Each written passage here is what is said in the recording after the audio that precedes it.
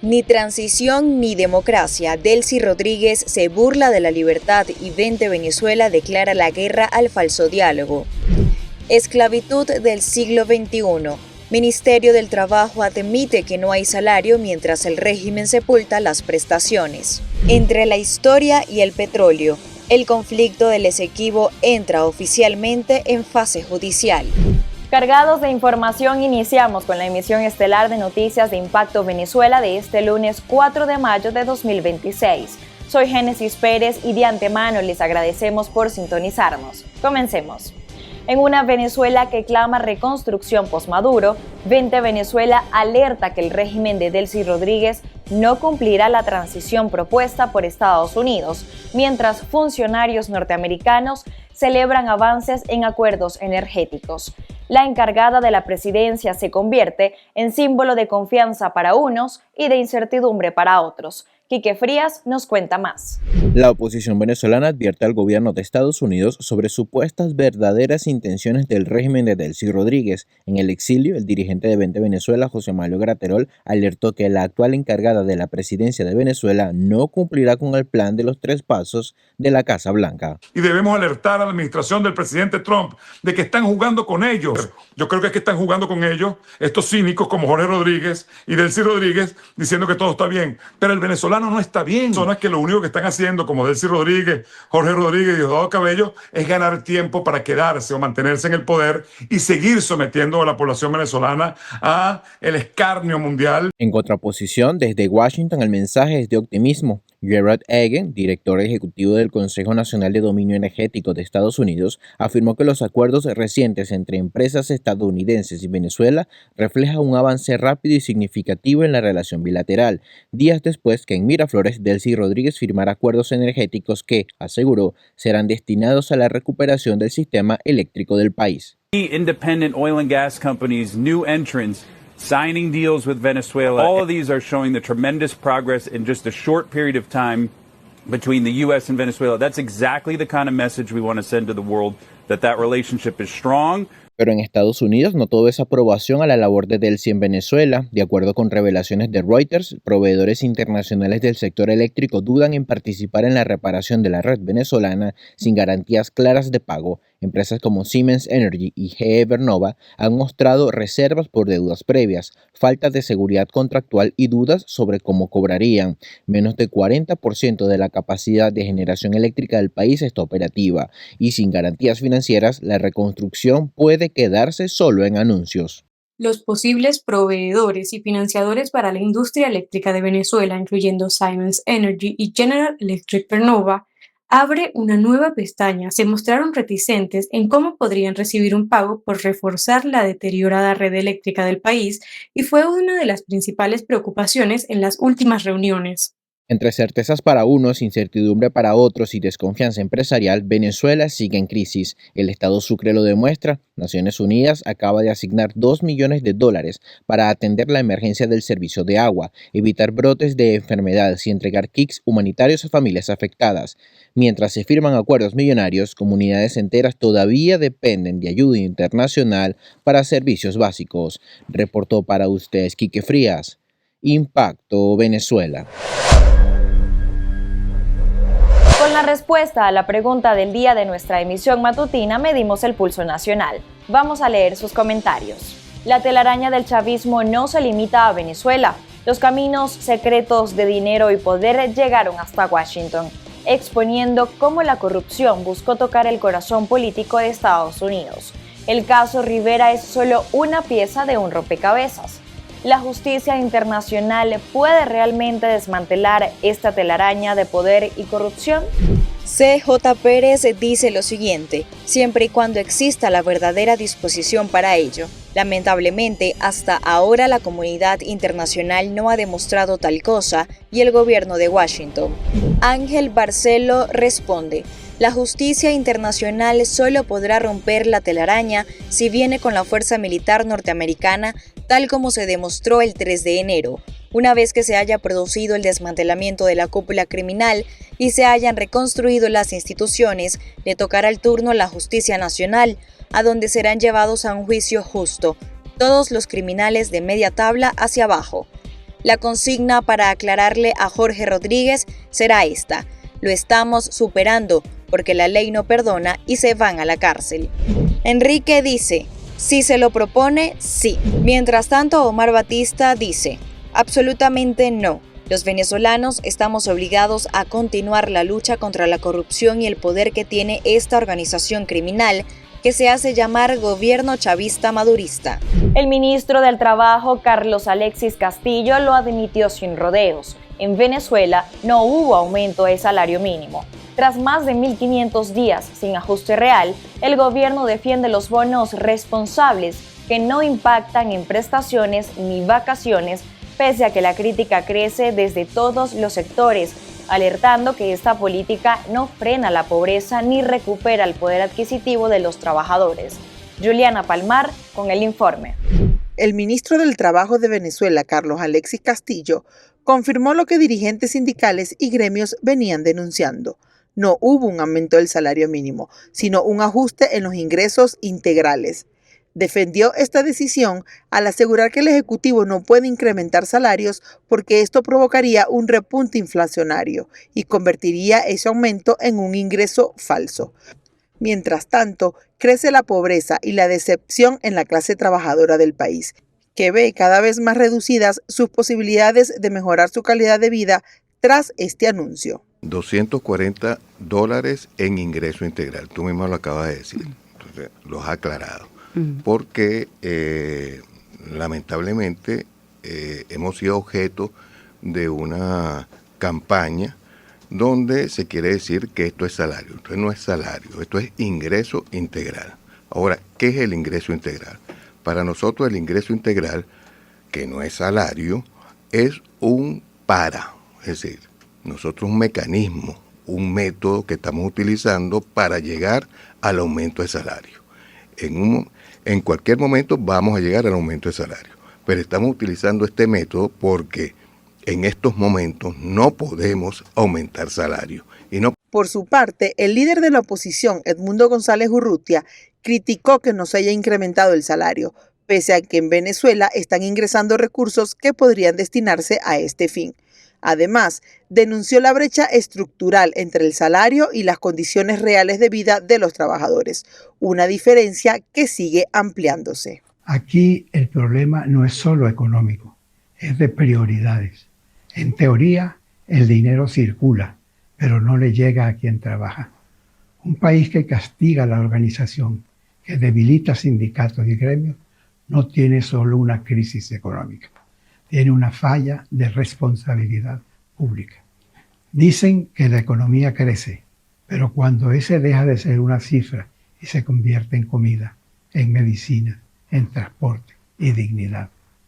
Trabajar en Venezuela no garantiza vivir, y eso no es normal. Por su parte, Jesús Faría, presidente de la Comisión de Economía de la Asamblea Nacional, insistió en la necesidad de reformar las leyes laborales para ajustarlas a la realidad actual del país. En paralelo, el exrector del CNE, Andrés Caleca, advirtió que cualquier intento de estabilización y recuperación en Venezuela será inviable mientras se mantengan las precarias condiciones de vida que enfrentan millones de ciudadanos. Todo esto ocurre en un contexto en el que ya superan los 1.510 días sin que se registre un verdadero aumento del salario mínimo en el país, una deuda que sigue marcando la realidad de los trabajadores venezolanos. Para Impacto Venezuela, Juliana Palmar. El puente Francisco de Paula Santander se deterioró por décadas sobre el río Táchira y aunque las alertas técnicas llegaron en abril, Colombia y Venezuela esperaron hasta que la emergencia fuese inevitable. Lo que inició como una falla de infraestructura terminó desatando un estado de incertidumbre binacional en uno de los pasos fronterizos más activos entre estos países. Continuamos con Juan Manuel Gamba. El puente Francisco de Paula Santander tiene 57 años. Conecta Cúcuta, Colombia, con Pedro María Ureña en el estado de Táchira, Venezuela. Y por él transitan a diario al menos de 15.000 personas y más de 8.000 vehículos. Desde este domingo estará habilitado únicamente para vehículos livianos y peatones. Las inspecciones técnicas confirmaron el deterioro crítico en el muro de contención y la rampa de entrada en el lado venezolano. La causa no son solo las lluvias. La vegetación que creció sin control en la orilla modificó el curso natural del río Táchira, concentrando la fuerza del agua directamente contra los pilares de la estructura. Un informe del consorcio Vías 2024, emitido el 23 de abril, ya documentaba el incremento progresivo de esos procesos. La maquinaria para despejar el cauce llegó a la zona el sábado 2 de mayo, cuando la emergencia ya era inminente. Ha cedido el puente internacional Francisco de Paula Santander, producto de las circunstancias, de las condiciones climáticas, el tema de las lluvias. Ha ido en los últimos meses, quizás en los últimos años, realmente recostando bastante el río para acá, para el territorio venezolano. Los más afectados no son los conductores, son los pacientes crónicos que dependen de este paso para recibir tratamientos médicos en Cúcuta. También los estudiantes beneficiarios del transporte escolar fronterizo, que desde este lunes deben desplazarse hasta el puente Atanasio Girardot, y los trabajadores binacionales que hacen el cruce a diario. El tráfico vehicular fue redirigido hacia los puentes Simón Bolívar y Atanasio Girardot, ambos ya saturados en horas pico. Porque tenemos el puente Atanasio Girardot, recién inaugurado hace poco tiempo, y seguramente nos va a servir también de mucho apoyo para la movilidad colombo-venezolana, o en este caso cucutureña. El cierre del Francisco de Paula Santander no solo es una emergencia de infraestructura, es la advertencia de lo que puede venir. Expertos alertan que el puente Simón Bolívar, el más transitado a la frontera, enfrenta el mismo riesgo si no se realiza la limpieza de los sedimentos acumulados del río Táchira, antes de que aumenten las lluvias. Este lunes arrancó en la Corte Internacional de Justicia las audiencias por uno de los conflictos territoriales más delicados de América del Sur, la disputa entre Venezuela y Guyana por el Esequibo, un espacio de más de 160.000 kilómetros cuadrados rico en petróleo. A 60 años del Acuerdo de Ginebra, el litigio sigue vivo y Georgetown advierte que el reclamo venezolano representa una amenaza existencial. María José Prado con los detalles. El día de hoy comenzaron una serie de audiencias frente a la Corte Internacional de Justicia que se extenderán hasta el 11 de mayo. Buscan determinar la validez del laude arbitral de 1899 que fijó la frontera actual y que Guyana defiende como definitiva. Venezuela, por su parte, sostiene que ese fallo es nulo y se apoya en el Acuerdo de Ginebra de 1966 para reclamar el territorio. La primera ronda de alegatos comenzó con Guyana, mientras que la delegación venezolana presentará sus argumentos en los próximos días. It has been a threat to our peace and security, exacerbated in recent years by the ominous growth of Venezuela's military activities, the acquisition of our territory, and its incorporation into Venezuela. Facing a larger and more powerful neighbor's designs on our territory has not only threatened our peace and security. El caso no solo es jurídico, también es estratégico. Desde el descubrimiento de grandes yacimientos petroleros por parte de ExxonMobil en 2015, Guyana se ha convertido en una potencia emergente en producción de crudo, elevando el valor geopolítico del Esequibo. Guyana advierte que el reclamo venezolano representa una amenaza existencial, mientras que Caracas insiste en que se trata de una deuda histórica. La República Bolivariana de Venezuela informa sobre su participación a partir de este 4 de mayo de 2026 en las audiencias del proceso incoado unilateralmente por la República Cooperativa de Guyana ante la Corte Internacional de Justicia, en claro desconocimiento y transgresión de Acuerdo de Ginebra y la legalidad internacional. Acude a estas audiencias solo para mostrar ante el mundo la verdad sobre los derechos que desde su nacimiento le corresponden sobre el territorio de la Guayana Esequiba. Las tensiones han escalado en los últimos años, desde el referéndum venezolano de 2023 hasta la creación de una estructura administrativa sobre el territorio en disputa, acciones que la Corte ya ha pedido detener. A esto se suma un nuevo roce diplomático, el uso de un broche por parte de la presidenta encargada venezolana con el mapa del país, incluyendo el Esequibo, lo que generó una protesta formal de Guyana ante la comunidad del Caribe. Desde la delegación venezolana aseguran que llega a esta fase con un equipo técnico de alto nivel que ha trabajado en la documentación para sustentar los derechos históricos del país sobre el Esequibo. Como tú lo dices, la República ha preparado un equipo de alto nivel, de primer nivel, integrado, juristas, políticos, la Procuraduría General de la República, la Fiscalía, nuestros agentes, nuestros abogados, que realmente durante años han venido trabajando la fase documental, donde se prueba los derechos legítimos de Venezuela. Lo que viene es demostrarle al pueblo de Venezuela y a la comunidad internacional que estos derechos legítimos son reales, son verdaderos, son irrebatibles. Aunque el fallo definitivo podría tardar meses, lo que está en juego va más allá de una línea en el mapa, es control territorial, recursos energéticos y estabilidad regional. Y mientras la Corte decide, la disputa por el Esequibo sigue marcando la relación entre dos países que hoy se enfrentan no en el campo militar, sino en el terreno del derecho internacional. El mundo se mueve a la par de nuestro país. Esto es lo más relevante en materia internacional y de esta forma titula el portal de la casa Impacto Venezuela. Irán dispara misiles como advertencia contra los barcos militares de Estados Unidos. La Marina iraní disparó este lunes misiles de crucero y drones como advertencia contra destructores estadounidenses que ingresaron al estrecho de Hormuz en el marco del Proyecto Libertad anunciado por el presidente Donald Trump para escoltar navíos bloqueados. Según el mando central de los Estados Unidos, 2 buques mercantes con bandera de Estados Unidos atravesaron con éxito el estrecho, pero Teherán lo negó y aseguró que ningún navío comercial ha cruzado en las últimas horas. El conflicto se extiende. Emiratos Árabes Unidos reportó el lanzamiento de misiles y drones desde Irán, interceptando 3 proyectiles y atribuyendo a un dron el incendio en una instalación petrolera de Fujairah. También se informó de ataques contra un petrolero de ADNOC y un buque surcoreano que sufrió una explosión e incendio. Irán negó responsabilidad. En el plano diplomático, Teherán presentó una propuesta de paz de 14 puntos a Washington, exigiendo el fin de la guerra y la reapertura de Hormuz, mientras advierte contra las exigencias excesivas de Estados Unidos. El portavoz iraní Esmail Baghai insistió en que la prioridad es poner fin a la guerra. En el mercado, el petróleo Brent subió un 5,19% hasta los $113,78, reflejando el impacto directo a la crisis.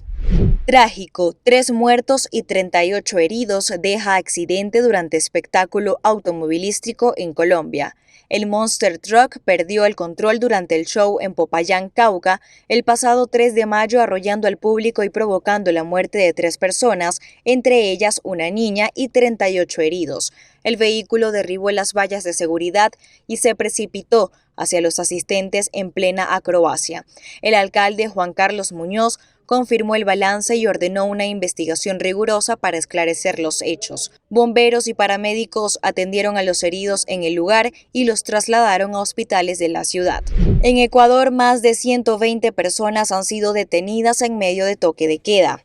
Las autoridades ecuatorianas informaron que 124 personas fueron detenidas entre el 3 y 4 de mayo en la primera jornada del toque de queda impuesto por el presidente Daniel Noboa para combatir la violencia y el crimen organizado. Según la policía, el 96% de las detenciones fueron por incumplir la restricción, mientras que 5 detenidos son objetivos de interés penal. El comandante general Pablo Dávila destacó que la provincia de Bolívar registró el mayor número de aprehensiones. La medida establecida por el decreto 370 rige entre las 23 y las 5 horas hasta el 18 de mayo, en 9 provincias y 4 cantones, incluyendo Guayas, Manabí, Pichincha, Esmeraldas y Sucumbios. Europa y Canadá cierran filas en un mundo sacudido por el presidente de Estados Unidos, Donald Trump. La alianza se dio a conocer luego de una gran cita diplomática que tuvo lugar en Armenia. Veamos el reporte de AFP. Europa y Canadá mostraron el lunes un frente unido. El primer ministro del país norteamericano, Mark Carney, fue invitado a la cumbre de la Comunidad Política Europea en Armenia, un foro informal que reúne 2 veces al año a casi todos los países del viejo continente, con excepción de Rusia y Bielorrusia. Han pasado muchas cosas en los últimos 12 meses y aunque algunas las veíamos venir, han ocurrido muchas más, por lo que la importancia de las alianzas con socios fiables y de profundizar en ellas se ha vuelto más importante que nunca. El encuentro tiene lugar tras la decisión del presidente estadounidense Donald Trump de retirar a 5.000 soldados estadounidenses de Alemania. El mandatario también ha amenazado al bloque con nuevos aranceles aduaneros. Uno de los principales peligros a los que nos enfrentamos es una aceleración del enfrentamiento, especialmente entre China y Estados Unidos, lo que podría poner de manifiesto mucho más rápidamente algunas de estas dependencias y dejarnos en una situación difícil. Creo que ahora tenemos que dar un paso adelante. Eso significa pasar de nuestra capacidad de reaccionar a nuestra capacidad de anticiparnos. Eso significa que tenemos que centrarnos mucho más en nuestra estrategia a largo plazo. Y este tipo de debates son muy útiles para eso.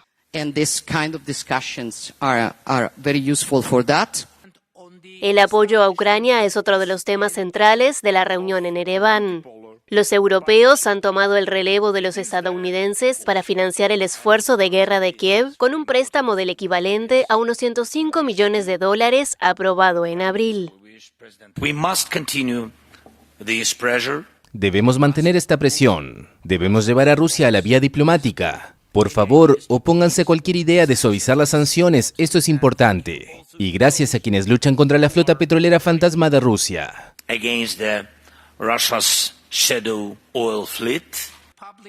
Armenia, una antigua república soviética, busca fortalecer sus vínculos con la Unión Europea. En 2025, el país adoptó una ley que declara oficialmente su intención de presentar su candidatura al bloque luego de un acuerdo de asociación sellado en 2017. El presidente de Rusia, Vladimir Putin, ya advirtió al primer ministro armenio, Nikol Pashinyan, que una adhesión de su país a la Unión Europea sería simplemente imposible a raíz de los vínculos entre las economías armenia y rusa. Y así hemos concluido la emisión estelar de Noticias Impacto Venezuela. Les recuerdo que tienen a su disposición más contenido en nuestra página web y redes sociales. No olviden activar la campanita y suscribirse en YouTube para mantenerse al tanto de nuestra programación. Les deseamos una feliz noche.